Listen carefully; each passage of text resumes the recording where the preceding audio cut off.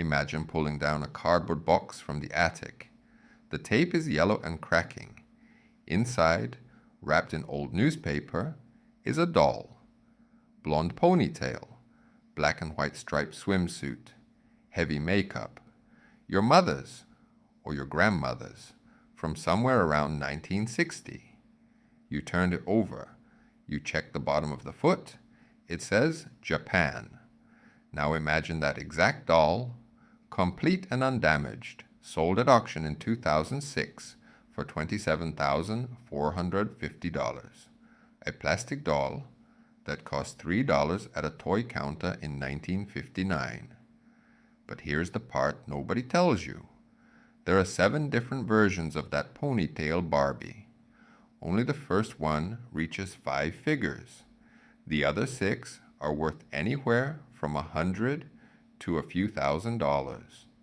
And the differences between them are so small, so hidden in foot markings and eye paint and the exact shape of the eyebrows, that an entire generation of people is walking through antique stores, scanning attics, checking online listings, and getting it completely wrong. Today, we are going to learn what to look for before you price that box at $30 on Facebook Marketplace. On March 9th, 1959, a woman named Ruth Handler stood at the American Toy Fair in New York City and unveiled a doll she called Barbie. Handler co-founded Mattel with her husband Elliot. The doll was about 11 inches tall, blonde ponytail, striped swimsuit, open-toed heels. She sold for $3. Ruth Handler did not invent Barbie from nothing. A few years earlier, on a trip to Europe, she had found a doll called Bild Lilli. Lilli was not a children's toy. She was a novelty based on a comic strip character from a German tabloid, a gold-digging cartoon drawn for adult men. Handler bought a few of them anyway. She brought them home to California, redesigned them, softened the face, reimagined the wardrobe, and transformed a risque gag gift into the most successful toy in history. But the first Barbie, the one collectors call Number One, carried features Lilli never had, and no later Barbie ever would. White irises, no color, just blank pale ovals where the eyes should be, eyebrows so severely arched they look like pencil lines sweeping toward the hairline, and holes in the soles of the feet, actual tiny holes, each about the size of a pinhead. Those holes accepted the metal prongs of a display stand. Inside each leg, a copper tube ran from the foot up toward the knee. This was the early stand mechanism. It was delicate, expensive to manufacture. Mattel abandoned it almost immediately. About 350,000 Barbies sold in that first year. But how many were the earliest Number One version, with the footholes and the copper tubes? Nobody knows. Mattel never broke it out. What is known is that only a tiny fraction survive today, with the original striped swimsuit, the original stand, and the doll itself in undamaged condition.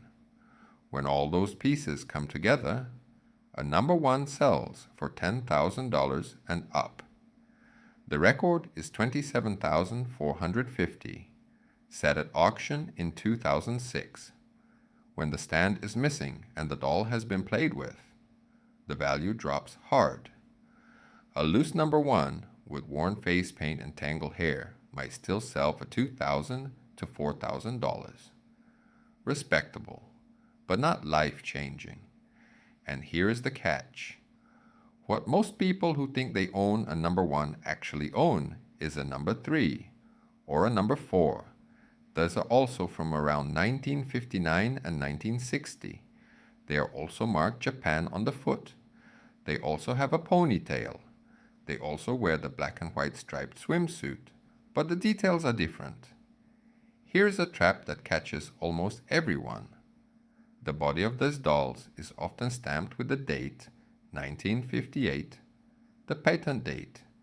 Mattel used that same body for years, so people find a doll, see 1958, and assume they are holding the original.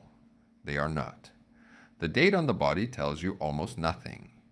The real tells are the eyes, the eyebrows, and the feet. Number 2, Barbie lost the copper tubes and the footholes, but kept the severe arched eyebrows and the white irises. It used a wire stand instead. Number 2 was also made for only a short window, and it is genuinely scarce, but the market does not care. Collectors want the first. Number 2 dolls sell for a few $1,000s instead of 27. Number 3 introduced pale blue irises and softer curved eyebrows. Number 4 kept the blue eyes, but switched to a vinyl that held its color and faded less. Number 5, for the first time, offered red hair. Numbers 6 and 7 refined the mold further, changed the face paint, and shifted manufacturing from Japan to the United States and Mexico. A number 5 redhead ponytail in excellent condition with the original box can sell for around $2,000. A number 6 blonde, same condition, sells for a few hundred. The dolls look nearly identical to an untrained eye. The version number is not printed on the foot. It is not stamped on the box. It is decoded from a combination of foot markings, body material, paint details, eye color, and country of manufacture. The difference between a $30,000 Barbie and a $100 Barbie is, quite literally, a pinhole. The holes in the soles of the feet, combined with the white irises and the Japan stamp, are the entire fingerprint of a number 1. Without those holes, the doll is a number 2 at best. With blue eyes instead of white, it is a number 3 or later. Every step down the generation ladder shaves a 0 off the value. By 1961, the ponytail was gone. Mattel introduced the bubble cut Barbie. Short, curled under hair, styled into a smooth, rounded bob. Over the next several years, Mattel released dozens of bubble cut variations. Different hair colors, different lip shades. Some are common, some are extremely rare. A bubble cut in an uncommon color with its original red swimsuit and box can sell for several $1,000s. The same bubble cut in a standard blonde, played with and unboxed, sells for $40 to $80. In 1965, Mattel introduced the American Girl Barbie with bendable legs, a shorter hairstyle, and a softer skin surface. In 1967 came the Twist and Turn Barbie, a waist that rotated. For the first time, a Barbie could sit down. She could be posed. It signaled something important. Barbie was no longer just a display object. She was a toy. And then there is the Side Part Barbie. Around 1966, Mattel produced a tiny run of American Girl dolls, with the hair parted on the side instead of the center. The run was so small that no catalog ever really featured it. Today, a genuine side part is one of the most coveted vintage Barbies in existence. When one surfaces in good condition, it sells for thousands of dollars. A doll that barely existed for one production window now commands more than a used sedan. When people imagine a valuable Barbie, they picture the number 1, the 1959 original, and that doll is historically significant. But most attics do not contain a number 1 from 1959. What they might contain is a 1996 Pink Splendor Barbie. Only about 10,000 were made. The retail price was $900, making it one of the most expensive Barbies ever sold in a store. Today, sealed examples sell for several $100s. Not a fortune, but many times the price of an ordinary modern Barbie. They might contain a 2014 Karl Lagerfeld Barbie. Only 999 were made. They sold for $200 each through an online luxury retailer. On the resale market, they now command thousands of dollars, with the best examples topping $5,000. A doll produced barely a decade ago. They might contain a Happy Family Midge from 2002, Barbie's pregnant friend with a removable magnetic belly and a tiny newborn inside. The doll caused a minor public controversy. Some retailers pulled it from shelves. Today, a sealed Happy Family Midge set sells for over $100, not a month's rent, but many times its original retail price, and it fits in the palm of your hand. A short production run, a controversy, a designer collaboration with a cap number. A doll pulled from shelves after a few months. The pattern is the same every time. Nobody noticed when these dolls disappeared. Years later, the sealed ones are worth something meaningful. Here is what connects a Number One Barbie from 1959 to a Karl Lagerfeld Barbie from 2014 to a pregnant Midge from 2002. The value was never really in the doll.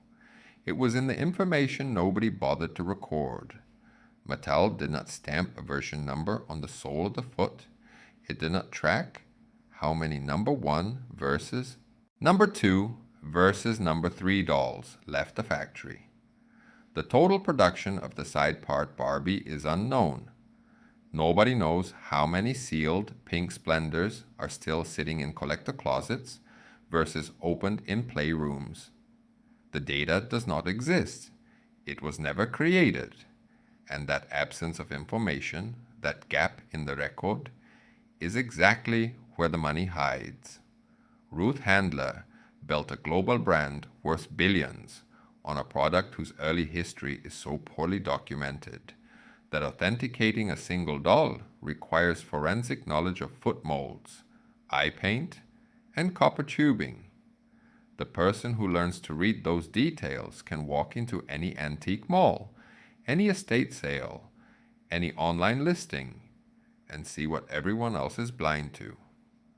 The Barbies in your attic are probably worth very little. Most of them are played with later generation ponytails and unboxed bubble cuts, and common modern Barbies worth $5 to $30. But a few of them have the holes, a few have the Japan stamp and the white irises. A few are Karl Lagerfeld Barbies, with a 3-digit number out of 999.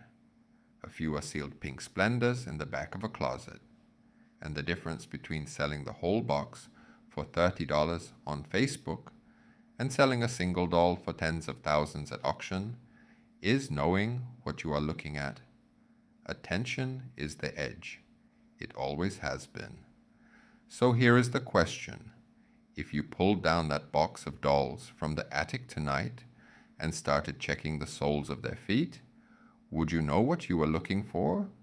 Would you recognize a number 1 from a number 3?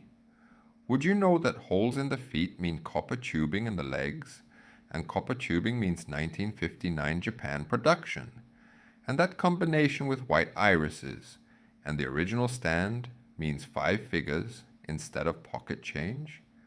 Would you recognize a sealed Karl Lagerfeld with a number under 1,000, or a Pink Splendor still wrapped in its original tissue?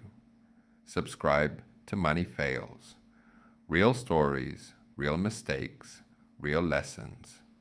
Because the most valuable original Barbie in the world is not the one covered in pink diamonds at a charity auction. It is the number 1 ponytail from 1959, with holes in the soles of her feet and blank white eyes, sitting in a dusty attic right now because someone looked at her face, saw a toy, and never thought to check her shoes.